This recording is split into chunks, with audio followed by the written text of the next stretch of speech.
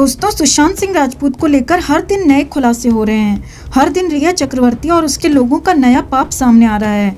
और अब तो रिया की सबसे करीबी रही, रिया की बिल्कुल सगी बनने वाली श्रुति मोदी ने भी रिया चक्रवर्ती का साथ छोड़ दिया है और श्रुति मोदी सरकारी गवाह बन गई है।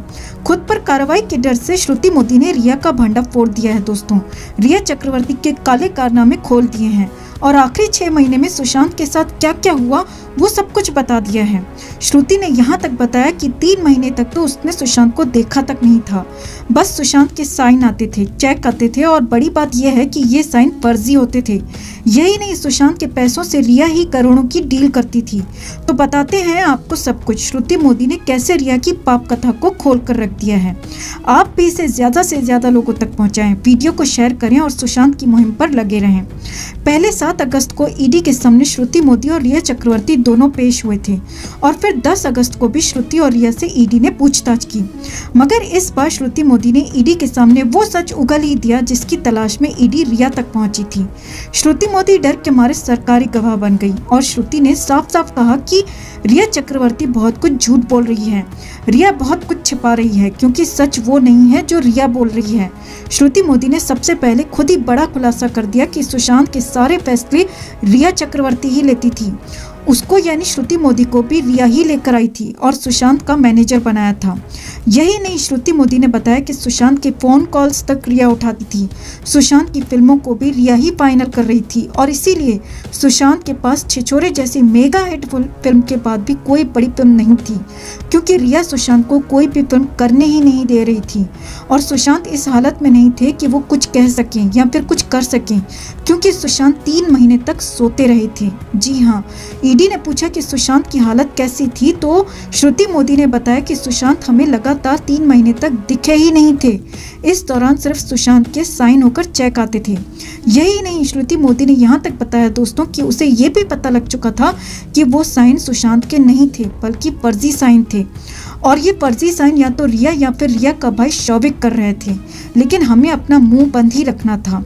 फिर श्रुति से पूछा गया कि ये चेक कैसे होते थे और इन पर फर्जी साइन क्यों होते थे, तो श्रुति मोदी ने जो खुलासा किया वो सब कुछ साफ करने के लिए काफ़ी है।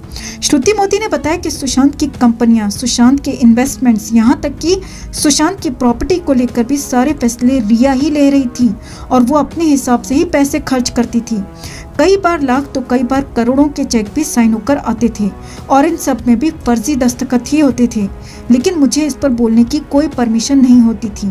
फिर ईडी ने श्रुति से पूछा कि तुमने सुशांत से मिलने की कभी कोशिश क्यों नहीं की, तो श्रुति मोदी ने बताया कि रिया परमिशन नहीं देती थी और कहती थी कि सुशांत सो रहे थे और करीब 3 महीने तक, जी हाँ ध्यान दीजिए दोस्तों, करीब 3 महीने तक सुशांत सो ही रहे थे और इसी दौरान ये सारे घपले किए गए।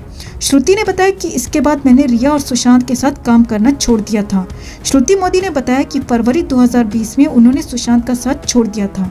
सुशांत से उसके बाद कोई संपर्क नहीं था, लेकिन इससे पहले नवंबर से लेकर फरवरी तक सुशांत को पूरी तरह से लूटा जा चुका था और यही वो समय है जिसके बारे में सुशांत के घर वाले भी बार बार कह रहे हैं। और नवंबर में ही सुशांत ने अपने पिता से परेशान होने की भी बात कही थी दोस्तों। यही नहीं, नवंबर में ही सुशांत के पापा ने रिया और श्रुति को मैसेज भी भेजे थे कि मेरे बेटे को छोड़ दो, लेकिन न तो रिया ने और न ही श्रुति मोदी ने तब सुशांत के पिता को कोई जवाब दिया था। यानी नवंबर में यूरोप ट्रिप से लौटने के बाद सुशांत को सुला दिया गया था और नवंबर से लेकर फरवरी तक 3 महीने में सुशांत की पूरी दौलत को, सुशांत के पैसों को, प्रॉपर्टी को ठिकाने लगा दिया गया और फिर जून में सुशांत को भी खत्म कर दिया गया। और अब तो पूरा मामला शीशे की तरह साफ हो गया है दोस्तों कि कैसे रिया चक्रवर्ती ने सुशांत की दौलत को 3 महीने में अपनी तरफ ट्रांसफर कर लिया। अब आपको इस वीडियो को ज्यादा से ज्यादा शेयर करना है दोस्तों।